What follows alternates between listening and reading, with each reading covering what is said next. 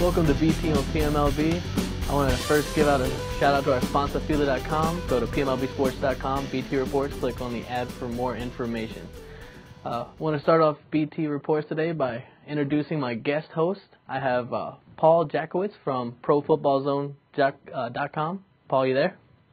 Yeah, I'm here. Thanks for having me. Thanks for being on. Today's going to be an all-football show. It'll be fun, entertaining, exciting. And I want to first start off by talking about the biggest topic of the draft, Robert Griffin III versus Andrew Luck. Who do you see as a better pro prospect, Paul? I mentioned to you earlier before we came on that I'm not a draft expert, but I think if you look at both of them, I think Luck has been a little bit more hyped as a prospect, obviously, since last year. RGIII kind of came on the scene just this year. People before this year really didn't even really think he was going to be any good, I believe. The better prospect in the end,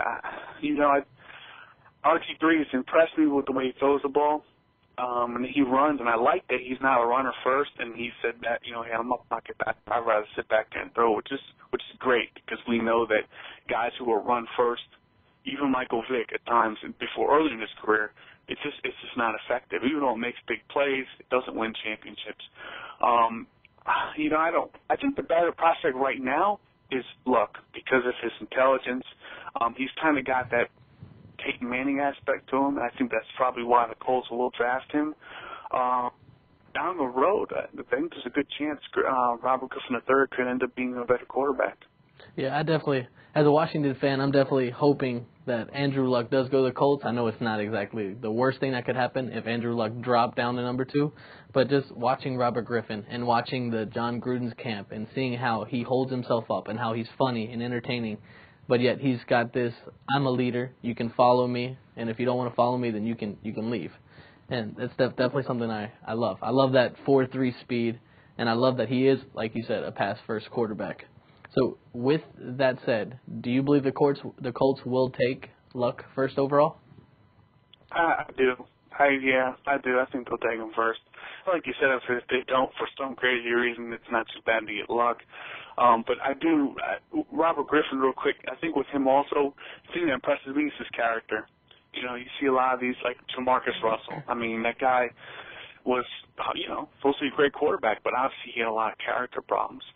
But, I do. I see the Colts taking Luck. Just because, again, if you're Irsay, you want to go right from Peyton Manning to Andrew Luck. I mean, you're gonna want to go, I guess, try to get, if you're going to replace Peyton Manning, you probably want to get the closest thing to him. I think right now Luck is that he can be Peyton Manning, potentially. Yes, no, I agree completely. And the one thing that stands out about Robert Griffin for me is that he graduated high school a year early. He went to Baylor, which is a good academic school, and then he graduated college a year early, and is now going into the pros. He's got that military background. He's steady in the head, so I don't think he's going to be the next Vince Young or Jamarcus Russell. I don't think he's going to have that problem like they have. Yeah, I agree. He's definitely, it seems like a very disciplined athlete. And discipline in his life, which is going to pay off for him, definitely. All right, and now going to the supposed third best quarterback of the draft, how high do you think Ryan Tannehill of Texas A&M can go in this draft? Oh, you hear a lot of different things about he can go. Maybe a team will trade up to number 3 where the Vikings are and take him. I can't predict where he's going to go, but he'll probably go in the top 10. Just as much as people are seeing how quarterback-driven this league is, the NFL, now you need an elite quarterback to win the Super Bowl. Even though the Ravens did it back in 2000, the NFL was a lot different back in 2000 when they had, Trent Dilfer was a good quarterback, but he wasn't elite. It was a lot different in the league. As you can see this year, the Giants and Patriots, 2 of the worst defenses for most of the season. Now, they improved in the playoffs, and even the Patriots' defense, to me, looked pretty good in the Super Bowl, but let's be honest, those defenses were terrible for most of the season, and they ended up going to the Super Bowl. Why? Because of their quarterbacks. Teams see that. I think Tannehill, I don't know who he's going to go to. I don't know, but he'll go in the top 10. I think the Browns, the Dolphins are definitely teams he might go to. I think the Dolphins, though, might be a little gun-shy because, hey, let's face it, they've been searching for years now to find Marino's replacement. But, hey, they're going to have to keep taking that risk. I think the Browns, I've heard that they might just take, Richardson maybe there at number 4, and then at 22 take Whedon, who I really like. Whedon's, even though he's older, that guy really impresses me a lot. Yeah, I definitely see Tannehill will not drop below 8. I think at 8, where the Dolphins are right now, they'll either move up and pick him, or they'll pick him right there. But I don't think the Browns, I don't think they'll go there, because you have Trent Richardson at 4 to be that stable for the next 10, 15 years as a running back. Dude's an absolute beast out of Alabama. And then you could draft a quarterback, Kirk Cousins, Foles, even Whedon, who's a little bit older at 28, at the 22nd pick overall. I think you get a much better feel for them setting up their offense with the first 2 picks this year. And also with Tannehill, a lot of people are saying he only has 19 starts, and we see how Mark Sanchez, he came in the league with not many starts, and he's still growing. Well, even last year he kind of took a step back. I mean, people think that Tannehill is going to have to at least sit out a year. I'd say half a year. So really, if you take him that high, I mean, I guess the Dolphins, they could take him high. They got Garrard and Matt Moore, who are some pretty good quarterbacks. So they might be able to draft him at 8, or maybe have to move up a little bit to take him, and then they can rest him for a year. That might be a good move for them, but I don't know what they're going to do. Yeah, no, I agree completely. And going from that and transitioning into which teams so far in this offseason through free agency and trades so far, which teams do you think has improved the most and had the best offseason so far? Well, I think you can't avoid saying Tampa Bay. Does that mean they're going to win the division? Probably not. It's funny, free agency, you see teams make big moves like Tampa Bay's done, adding Vincent Jackson, Carl Nicks. I believe they added Eric Wright as well at corner. But that doesn't mean you're going to win all the time. Free agency, I think it's a little overhyped, because you got these big name players going to teams like Tampa got these guys. But it doesn't equal wins necessarily, because you still got to build that chemistry. They have a brand new coach. They're going to have to kind of work these new guys in. I think it's great for Josh Freeman. He's finally got a number 1 target. Even though the receivers he had were pretty good, let's be honest, Vincent Jackson is a true number 1 receiver, which they lacked. So that will certainly help him. Obviously, Carl Nicks will help with blocking, giving him more better pass protection. They probably helped themselves the most so far in free agency, I would say. Yeah, I would definitely have to agree. You think you have Vincent Jackson on one side of the field, it completely opens the other side for Aurelius Ben or Mike Williams or even LeGarrette Blount to get more linebackers one-on-one. You put Vincent Jackson out there, you're going to have a safety and a cornerback on him just because of his side and speed. It's just unprecedented. And like I said, I agree. They've addressed the offensive line, which is always key. They've addressed cornerback with Aqib Talib up in the air. You don't know where he's going to be next year. Is he going to be playing? Is he going to be in prison somewhere? You don't know. And I think with that, an interesting storyline that came out a few days ago was Maurice Claiborne out of LSU scored a 4 on the Wonderlic test. What do you think about that? What do you think? A 4 on the Wonderlic test. I mean, that even surpasses Vince Young's 6 a few years ago. Well, even before, yesterday that came out, I thought to myself at first, because later on I discovered he got a learning disability, which could be the reason why, which may not be the reason why. Who knows? I think a lot of times even these guys don't take it seriously. I think some of these guys, they may not be the most intelligent people, but I don't think they're that dumb to really just score a 4 or even Vince Young's 6. I think they just didn't care, and I just think it's like, oh, gosh, another test. Let me just go get the football. This is not going to really determine what kind of player I'm going to be. I don't think teams, for the most part, really care about it. That's just what I think teams know it's kind of outdated in the sense of it really being able to measure a guy's intelligence in football. I remember since yesterday, hear about Dan Marino had a pretty low score. I think his might have been 18. I'm not correct. Didn't matter much at the end of his career. I don't think it's a big deal. Yeah, I think he's going to still get drafted in the top 10. He's still going to be a very good corner in the NFL. But I think it's sad that somebody leaked that information. And maybe it's because of his learning disability. Maybe it's not. I think either way, it doesn't matter. He's going to be a good football player. Yeah, I definitely think he doesn't drop below 5. There's no way he drops below Tampa Bay. Tampa Bay is going to end up scooping this guy up if he's there. All right, now going from the best to the worst, which teams have not done what they need to completely fill their needs and have just had a bad offseason so far? Well, I'd say the Browns. I got two teams. I'd say the Browns. We talked to them about them real quick. They just haven't really done anything. And I think the sad thing with the Browns is that a lot of players don't really want to go there. I don't know. I don't know why. I guess because they just unfortunately don't win and have a hard time in the division. It is a tough division. You got Baltimore, Pittsburgh, Cincinnati on the rise now again. But they just haven't done anything. I remember them asking Mario Manningham, would you come to Cleveland? He was in the area for an event, and he said he would, and he's a hometown guy. They just haven't done anything to improve themselves. And you got teams like the Giants, the Steelers, even the Patriots who sit back and they don't really do anything either in free agency, but those teams are pretty much set for the most part. The Browns are still building. They have 13 picks this year. I guess that's the good news. They have 13 draft picks. And then slowly they might trade down and get some more. Maybe they can improve their team that way, and maybe that's their thought process is, hey, let's not go too hard at free agency. Let's try to improve ourselves in the draft, and maybe they'll do that. But I see the other team's the Dolphins. You trade away Brandon Marshall. I know I believe head coach Joe Philbin didn't want him anymore. Wanted to start over. Didn't really want that headache, which you can't argue with him. But now you don't have him. Now you're back to square one of you got to get a number one receiver for whoever your quarterback's going to be. And that's the other thing. You go after Peyton Manning, and you can't land Peyton Manning, and then you don't get Matt Flynn. They wanted to pay Matt Flynn only $4 million a year, which I think is a little. I think that's a little ridiculous. I think the $8 million he got, I believe, a year from the Seahawks was a pretty good deal for him and for the Seahawks.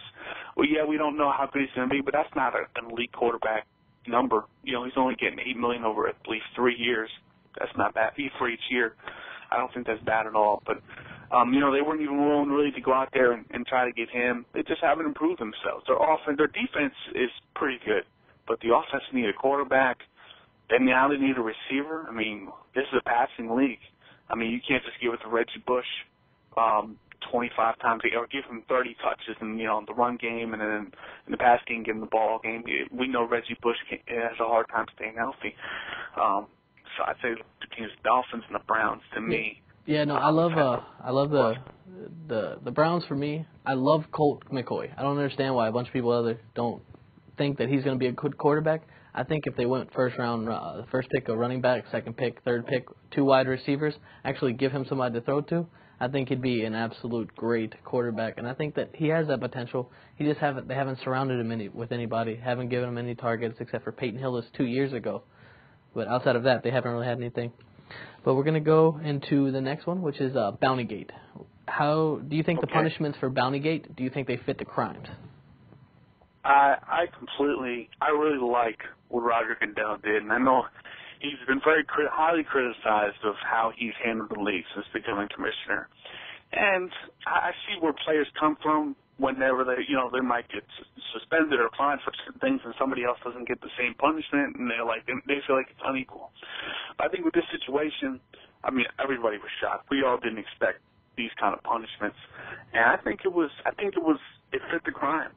And it wasn't because of the bounties that he laid down, the kind of punishments he did, but it was because that Sean Payton, Mickey Loomis, the Saints organization had plenty of opportunities to actually admit that they were doing it, because over the 3 years, I believe, they had plenty of opportunities to say, yeah, we're doing that, we're going to stop. But pretty much they denied it, and Goodell said, hey, if it is happening, you need to stop. And they didn't. Then you have them trying to cover up. Even there was a report that Sean Payton even told his coaches, make sure you have all your ducks in a row before as they were being investigated. This was only, I guess, a few months ago. Yeah. So pretty much, again, trying to make sure the team is trying to keep on covering this up even through the latest investigations. I mean, that's just you're as a commissioner, you're showing other teams that, hey, you can try to lie to the commissioner and maybe get away with it. And obviously, if you're Goodell, you can't let that happen, because player safety is important. And obviously people are going to be violent. They're all going to try to hurt other players. I mean, that's just, you do. You want to try to hurt them, not injure them, but you want to put pain on them because, hey, that's football, part of the game. But to do it for a price is ridiculous. Yeah, I agree completely. And I think the only thing I disagree with all the punishments would be Sean Payton's suspension for a year. I don't like that, especially because the Super Bowl's in New Orleans this year. I thought even a 12-game or a 15-game or just a regular season suspension would be fine. But I don't like the fact that he's taken away their head coach for the entirety of a year, especially with the Super Bowl being in New Orleans this year. It's sort of putting a dark cloud over the Super Bowl, and it will if they make it to the playoffs and to the Super Bowl, it will be a dark cloud looming over everything. Is Sean Payton was suspended not for actually doing this, but for his arrogance. And it's sort of like when you think he's getting punished for his arrogance, it's seemingly sort of personal to Roger Goodell. And that's the one thing I think he should keep out of it when he's deliberating is you can't take stuff personal. If they lie to you, they lie to you, of course. If it's not personal, they're just... What do you think on that? Yeah. I see your point. But see, I think Sean Payton has been I think he's been deemed as like this great coach, this great play caller, this great guy. And he's a great coach. He's a great play caller. I think as a person, I think he's had a lot of issues to work out. He got busted for stealing Vicodin from the team facility, and that got swept under the rug because supposedly the person that caught him decided to, I don't remember exactly what happened, but they decided to do it work on it in-house or solve it in-house. And I think Sean Payton, I don't know him, but he doesn't seem to me to be like the most honest person. And I think maybe something this drastic might have been needed. I even heard somebody else say that, just him being alone trying to get Bill Parcells on to coach the team shows his arrogance because I'm sure in my opinion, I think his idea is, hey, let me get Parcells to coach the team. And we're our buddies. But at least I could probably communicate to Parcells during the year and, kind of give him tips on what I want to see what the team do. Kind of coach the team from afar. Who knows if that's what he's thinking, but that's just an idea. Yeah, no, I think bringing in Parcells would be a good idea because they're from that same system with the school. It's a similar offense, and he will have someone in that he knows will only want to do this for a year. Won't be that he won't be trying to take over his job permanently. The only reason I don't like Parcells is I don't want to see Parcells' Hall of Fame chances ruined this year, and he have to wait till 2018. But moving on to the next subject, I want to talk about your New York Giants. Will they repeat as NFL champions this year? Yeah, the one thing I expect from the Giants is to have a good record. I expect them to at least win 12 games. But to get to the playoffs, who knows what will happen from there? I mean, we see what happened to the Packers. The Packers were a great team last year. They had a couple tough games there near. They lost to the Chiefs. But, man, it was hard, I guess, to kind of rekindle that fire in the playoffs and, keep it rolling. I don't know what it is. I think football is just a mental game. As even this year we saw the Giants, they really finally believed in themselves, late in the season into the playoffs and just didn't believe they could be beaten. They couldn't be beat. But, yeah, I think they'll carry over, and they're going to play great next year. But I don't think the losses of Manningham and I can't remember who else they lost. Sorry. They lost Manningham or Brandon Jacobs. Lost Brandon Jacobs now to the 49ers. Brandon Jacobs, anyway, he's in the back end of his career. I don't think those are going to be big losses. But to repeat is just so tough. And the last team to do, I guess, was the Patriots, right? In early 2000s, 2003, 2004, I believe. That was back before Spygate and all those fun incidents at Belichick. Yes, right before there, a few years. But yeah, I think they can. I think any team that wins it has a good chance at it. But because they always start right out of the gate in the next season playing great, they might win 10 straight. I think even the last time when the Giants won it, and then in 2008, they were ready to make another run, and Plaxico Burress shot himself, and that really derailed their season because at the time he was their go-to guy. Without him, the offense just wasn't the same, even with the other talent they had around them. But I would say, can they repeat? Yeah, the odds are against them, though. I mean, I don't expect them to repeat. All right, so who do you see as winning the AFC and the NFC this year? Who do you see as the two teams playing in the Super Bowl? I know it's super early. This is probably the first of many to come this year. I mean, the draft hasn't even happened yet. But who do you see now as early favorites to be in the Super Bowl? Well, I mean, if Ray Rice doesn't hold out and actually plays it, I could see the Ravens. You know, I really felt bad for the Ravens. They were so close. And they're it's like every year they're slowly getting there. And Joe Flacco's a good quarterback. But we'll see. I mean, they're right up there. The Texans. Why not say the Texans? I'll say the Texans because they were the best team in the AFC. Then they lost their quarterback. And then they lost their backup quarterback. You know, and they were down a third-string quarterback, and then, of course, Andre Johnson was hurt a lot of the year. I'm saying the Texans, that defense is really good. Even though they lost Marino Williams, they'll be fine without him. They proved that this year. They can win without him. But the Texans, they're going to be a good team. I'd expect them, and I'd hope that they would actually make an upgrade at receiver because they need somebody else alongside Andre Johnson. But I'd say the Texans and the AFC.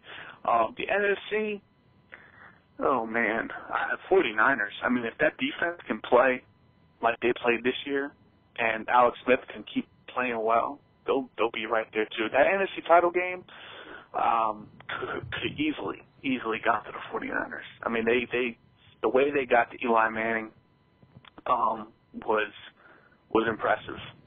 And the Giants didn't really experience that all year, but they got after him, and the Giants just got the breaks to win. And that's how it is in the playoffs. But the 49ers are right there. I'd say the 49ers and the Texans are probably, I'd say, the favorites or the best teams. Everybody out there in TV land, you heard it first here from the mouth of Pro Football Zone owner Paul Jackiewicz. It'll be the Texans and the 49ers. And I want to finish with this last segment that I do each week. The last segment is where I talk about something new that happened recently. Today it is Joe Flacco saying that he's one of the elite quarterbacks of the league, one of the best. And I want to go back to last year when Eli Manning said the same thing. Eli said, "I'm elite." And nobody believed him. Everybody was like, "Hi, you're funny, you're a joke, you're not in the class of Tom Brady or your brother." And then he comes out, takes the Giants with struggling defense throughout the entire year, wins the Super Bowl. Maybe Flacco does the same thing this year and proves that he is. He's with that. He's got a great defense, got a few playmakers on offense. Joe Flacco, I'm rooting for you to do well this year and prove that you can become a great quarterback. Well, that's all from us today. You can I'm BT. You can follow me on Twitter at BT on PMLB. Paul, where can they follow you? At Pro Football Zone. At Pro Football Zone. And you can also go to profootballzone.com. Very good website. It's got everything you need. That's all that I got today. Y'all have a great week.